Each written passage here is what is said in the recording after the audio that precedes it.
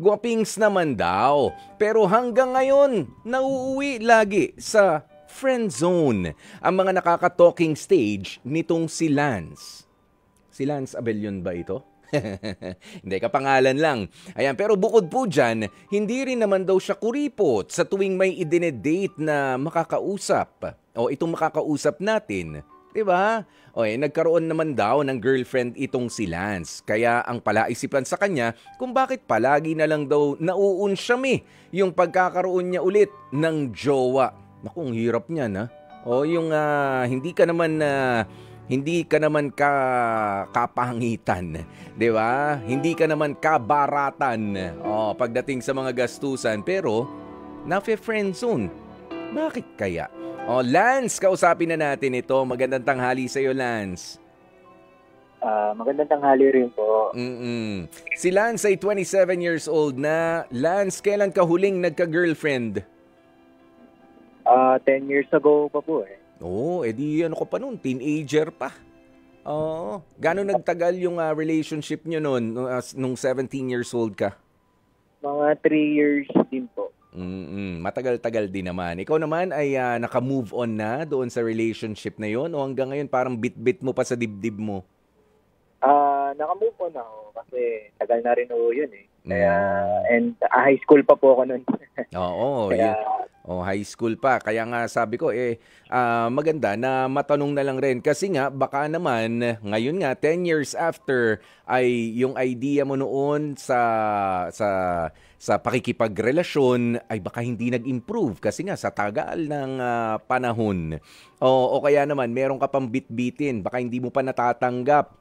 Na naiwanan ka. Ikaw bang iniwan o mutual naman ang inyong hiwalayan? Mutual naman. Hiwalayan naman. Okay. Ayan, eto.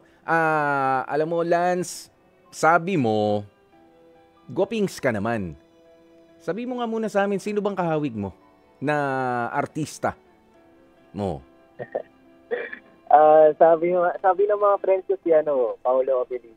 Paolo Avellino. Uy! Okay, guwapings nga yun, ano? Kung may hawig ka kay Paolo Avellino, hindi naman... Pero hawig lang. Hawig lang. Ako rin naman. Hindi naman ako papaing mas gwapo ka rin. Hindi, joke lang. Hindi, pero ibig sabihin, hindi naman yung, di ba? Hindi naman yung para bang pinapakiusap mo na sila ang nagsabi niyan, hindi ikaw. Di ba? Yung mga friends mo. Yun ang mahalaga doon. Hindi ka nagbuhat ng sarili mong bangko. Ay, hindi good. Pero ikaw ba ay actively na nakikipagkilala sa mga nakaka-date mo o baka naman masyadong marami rin, hindi ka makapag-focus sa isa, Lance? One at a time lang po kasi ako, Kuya Boy. Kasi after po ng work ko nagpo-model po kasi ako. So, after po mga sideline ko, doon po ako sa mga yun na nakilala ko. Anong tipo mo ba sa mga babae? Medyo mapili rin kasi ako sa itsura eh. Kaya siguro minsan nagkakaroon din po ng expectation din. Ay syempre, hindi naman pwedeng basta tayo manliligaw nang wala tayong expectations, ano? Pero hindi naman kaya masyadong mataas ang standards mo, Lance, o ikaw mismo ang lumalayo sa nakaka-talking stage mo? Kasi may pagkakaiba yung ikaw ang lumalayo, ikaw yung dumidistansya, kaysa doon sa sila yung iniiwan ka. Di naman ako lumalayo kasi every time po kasi na nagko-contest na ako sa nakikilala ko o nakaka-talking stage ko, doon na sila lumalayo. Sa tingin mo ba may kinalaman yung itsura mo? Sabi mo nga, nagmo-model ka. Ano ba to? Ramp modeling? Yan yung mga ganyan. Sa mga sa mga fashion po ako. Yun nga, ramp modeling. Talaga, ramp po. Ayan, baka naman yung iba ay, alam mo, yung akusasyon nga sa atin ng mga gwapo. Pogi yan, maraming jowa yan, baka lokohin lang yun ako yan. Yun yung problema, di pa nila ako nakilala ng masyado eh. Masyado silang nag-judge sa akin agad eh. Alam mo, Oo, nagiging problema yan. Kantsaw lang para sa iba, pero yung ilan talaga sa mga kababaihan, sineseryoso yan, which is, meron naman kasi talagang ganon. Ikaw ba, Lance, just be honest ha, masasabi mo bang marunong ka namang bumuladas, ha? Marunong ka namang makipag-usap sa mga kababaihan? Kasi ako po na nagpapa-seminar din po ako, nagpapa-coach din po ako sa mga online. Kasi wala po kasi talagang sumiseryoso sa akin. Kaya dumating na yung point na na ako sa mga online, yung mga love session, ganyan. Paano mo makapag-date. Kaya I can say naman na may mga alam naman ako. Kasi yun nga, hindi ko rin talaga alam kung everything talaga na nag-confess na doon na nangyayari. Oo, ibig sabihin, pinaghahandaan mo naman talaga ang panliligaw mo, lalo na nga ngayon. Bakit naman ganyan na ang preparation na inilalagay mo, Lance? Dahil ba 27 years old ka na, bata ka pa? Siguro, pagod na ko kasi ako mag-isa ko lalo na Singles Day kahapon Kaya parang na rin ako, parang gusto ko na rin talaga magkaroon ng girlfriend na kasama din sa buhay. Okay. And share ko yung mga natutunan ko din. Kaya, yun. Trading na rin po talaga ako sa pagmamahal Since sinabi mo na yan, ano ba ang gusto mo? Bakit gusto mo na talagang, alam mo yun, just give me 3 reasons bakit papasok ka na sa isang relationship. Siguro kuya po yung din na yung siguro yung pagiging ready ko din dahil ready na ako. Tapos pangalawa, natutunan ko na kung paano ako magbigay ng emotional intelligence. Kasi dati talaga ako emotional intelligence Pangatlo, willing po talaga ako magmahal talaga unconditionally. Yun, oo. Kasi, alam mo, magandang, maganda na pag-uusapan yan, yung bakit ka nga ba papasok sa isang relationship. Kasi kanina medyo nag-worry ako, sabi mo, parang natatagalan na po ako, gusto ko na talaga, feeling ko, hindi pwedeng ganun. Sabi mo nga, number 1, ready ka na. Number 2, mas emotionally intelligent ka na ngayon, hindi ka na ganun ka-immature, ibig sabihin, at yung pangatlo, ano nga yung pangatlo na sinabi mo? Willing na po ako magmahalan conditionally, like hindi po ako nag-expect po kasi ayun na po yung way of understanding ko sa love. In short, ay willing ka nang mag-share ng buhay mo. Hindi na yung puro pormahan na lang at hindi na lang yung gwapo ako, maganda ka, yung ganun lang, parang bagay tayo. Kasi ako kuya po isang laro mga laro-laro. Sigurado ka? Nakaka-drink po talaga. Sigurado ka ha? Kumbaga, napagdaanan mo yung mga ganun. Gusto ko na rin po. Kasi nakita ko rin sa mga tropa ko, sa mga friends ko, talaga nakaka-drain. Kasi mag-invest ka ng time, invest ka ng emotion. Yan, kaya rin po talaga, nakakapagod pag kunyari hindi mo sinaseryoso yung relasyon. Ibig sabihin, okay, ang sabi mo ay ready ka na?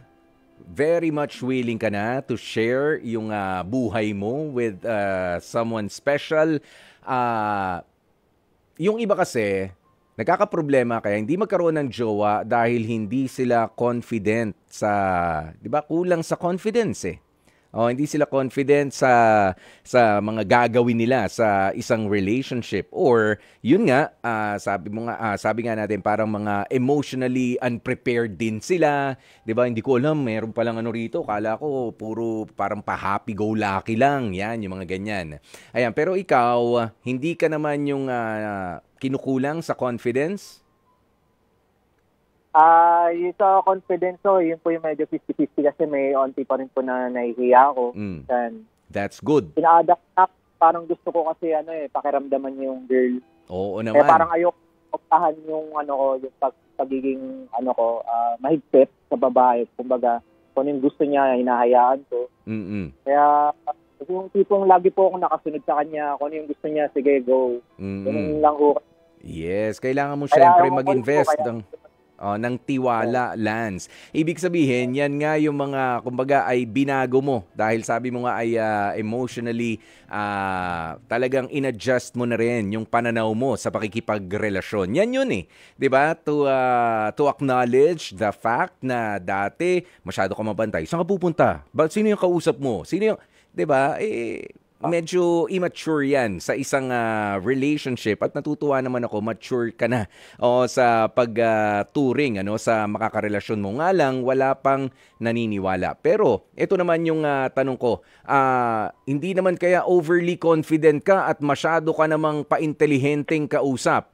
Baka kinukulang tayo sa sense of humor. Ayan, meron nagtatanong dito. Baka naman kulang sa sense of humor. Sabi ni Trina Loresca. 'Di ba? I mean, sabi mo nga, sumubok ka doon sa mga classes, class ba na matatawag yun? O para ma-improve mo yung panliligaw mo at kung ano pa mga activities? O baka naman masyadong, yun ang bit-bit natin, nawawala na yung sense of humor natin. Yun nga yung problema ko, Kuya Poy. Sabi nga ng coach ko, yun daw po yung kulang sa akin. Sense of humor. Oo. Masyado ko seryoso. Dahil sa gusto ko ng seryosong sa usapan. Yan. Yun ho, medyo nagiging ko. Kaya sabi ko sa akin, alamin ko daw yung kung ano yung mga, yung kumbaga dapat normal lang daw ho. Wag ko daw masyadong seryosohin yung mga topic. Dapat marunong daw maglaro ng mga, kung ano yung nang nagpapasaya dun sa yes. Exactly. Ikaw ba, Lance, nasubukan mo na makipag-usap sa isang tao na nagtatagisan kayo ng talino? Nasubukan ko na ho kaso medyo na-intimidate din ho ako. Na-intimidate ka, but ultimately, nakakapagod, di ba? Oo, nakakapagod kapag ka ikaw ay nakikipag-usap dahil alam mo yung sinasabi mo pero alam niya rin yung sinasabi niya. Para kayo nagko-compete, yun ang wag na wag mong dadalhin sa isang panliligaw. Na dahil gusto mo magpa-impress. Ha? Dahil sa gusto mo magpa-impress, matalino ako, alam ko to, alam ko yan, know-it-all ka, ha? Mr. Know-it-all. Parang ang hirap mong biruin, parang alam naman ito lahat. Hindi maganda yon, ha? Sa mga panliligaw. Masyadong seryoso, nakakapagod kasama. Diba? Loosen up. Medyo lang. May mga bagay na tawanan lang. 'Di ba? May mga biruan, di biruan lang. Normal lang yung you have to show interest doon din sa sinasabi, sa ikinikwento ng nililigawan mo. Baka kasi kapag feeling mo masyadong ordinary, dahil nga gusto mong i-impress siya na seryoso ako hindi ako tatawa. Tumawa ka kung talaga naman nakakatawa. 'Di ba? Huwag tayong masyadong rigid, huwag tayong masyadong stiff sa pakikipag-usap. It doesn't necessarily mean na kailangan may baon kang sense of humor. You just have to be a little bit more sensitive sa mga sinasabi ng babae. Sa mga panliligaw mo ba, ikaw ang bumabangka? Oo po sa lahat po ng namin, dates ako talaga Alam mo, bibigyan kita ng tip ha. Lance, kahit pa marami kang alam, kahit feeling mo marami kang mai-share, dahil ang gusto mo ay makilala yung babae, hayaan mo siya na magkwento rin. Ganun yun. Ganun yun. Ang gusto ng bawat nilalapitan at gustong makilala ng isang tao, yung siya ay mapakinggan. Hindi yung para kang naghanap ng makikinig sa'yo. Nagigets mo? Hayaan mo na kay Kuya po yung trabaho na yan. Dito sa Heart to Heart na iniimbita ko kayo makinig sa akin. Ayan, pero kahit nga dito sa programa, mediator lang ako ng mga pag-uusap natin. Sa mga panliligaw, hindi pwede na, alam mo yan, overly confident ka. Overly prepared ka. Talagang kailangan medyo wala namang ito number 1 kung gagawin, ito number 2, ito number 3. Okay lang yung may plano. Pero hayaan mo lang yung free-flowing lang yung conversation. Gusto niya magkwento, di magkwento siya, makikinig ka. Gusto mong mag-share, pwede ka mag-share pero wag masyado mahaba. Oh, at wag masyadong pamatalino, wag masyadong pa-impress. Nakakapagod, 'di ba? Katulad ng sabi ko sa iyo kanina, and boring. Iiwan ka talaga na nililigawan mo kapag ganyan. Loosen up, smile some more, kahit gwapo, na hindi ngumingiti, hindi gumaganda ang itsura niyan. At ang maganda rin sa panliligaw, alam mo Lance, yung natututo tayong makinig. Kahit pa nga, alam na natin yung sinasabi, nung kinikilala natin babae, marunong pa rin tayo makinig at tumawa. Kahit pa gaano kababaw lang yung pinagkikwentuhan ninyo. Huwag ka masyadong seryoso sa buhay. Ha? Opo, siguro nga ako yun. Tattahan po sa pagiging seryoso eh. Akala kasi nung iba, gusto kong iparating sa'yo na seryoso ako sa'yo, lahat ng pag-uusapan natin seryoso. No, boring yun. Nakakatakot nga, baka i-scam ka pa ng mga taong ganun eh. Yung pa seryoso effect eh. 'Di ba? Kung may nakatawa, tumawa. Yung pag-uusap, hindi kailangan laging smarte at intelihente. Pwede mababaw lang naman. Yan, yung mga ganyan. At, importante, yung makikinig ka sa mga sinasabi ng nililigawan mo. Can you do that next time? Yes po, Kuya Boy. Consider ko po yan. Pag-aaralan ko po. Oo naman. Proven and tested ko na yan. Oo. Ayan, proven and tested ko na yan kay Mrs. Popoy. 'Di ba? Doon sa iba ko rin mga nakarelasyon noon, kailangan nakikinig tayong mga nanliligaw. Hindi puro tayo gusto natin magpasikat, Lance. Yun yung totoo, 'di ba? Pa-impress ka pero no. Hayaan mong sila ang magkwento ng magkwento. At galing doon sa kwento nila, i-connect mo na lang yung mga sasabihin mo. Kasi doon sila interesado. Oo. Ganun 'yon. Okay? Opo. Tama po 'yan. Balitaan mo kami rito kapag mukhang magkakajowa ka na o kapag sinagot ka na, Lance. Pwede ba yon? Chat na lang po kung sino yung mga single dyan. Hindi, tsaka balitaan mo nga kami rito. Sabi mo, Kuya Poy, kahit maikling pag-uusap lang, Kuya Poy. Wala lang ako mag-replate na Poy. Tignan ko na lang. Oo nga. Sige, good luck sa'yo, Lance, ha? Smile some more. Okay? Para positive ang energy na makuha mo. Yan ang sikreto ng mga tunay na gwapo. Ngumingiti. Hindi yung masyadong paseryoso. Maraming salamat sa pagtawag, Lance, at sigurado ko meron ding mga nakikinig sa atin. Kahit nga hindi ka naman kagwapuhan talaga, kahit hindi ka kagandahan, may nagugustuhan ka, you just have to smile some more, lighten up, loosen up sa mga conversation ninyo. Ganyan po, mga kapatid. Kasi kapag masyado kang parang napaka-stiff, napaka-intimidating ang dating, naku, mahirap po talaga na magka-jowa kapag ganyan. Bahala kayo. Ilang days na nga lang bago magpasko? 43. 43 days na lang. Sayang naman.